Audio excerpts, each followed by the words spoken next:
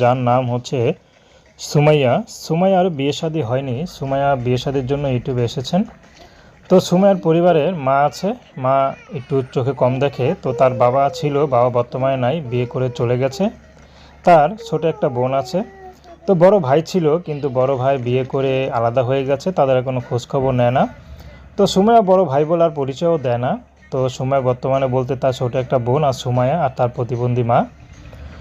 তো সুমাইয়া এখন ইউটিউব এসেছে বিয়ে শাদীর জন্য। ভালো একটা জীবনসঙ্গী চায়, যে মানুষটি সারা জীবন তার পাশে থাকবে, তাকে কখনো কষ্ট দিবে না বা ছেড়ে চলে যাবেন না, এমন একটা মানুষ পেলে সুমাইয়া বিয়ে শাদী করতে রাজি আছে।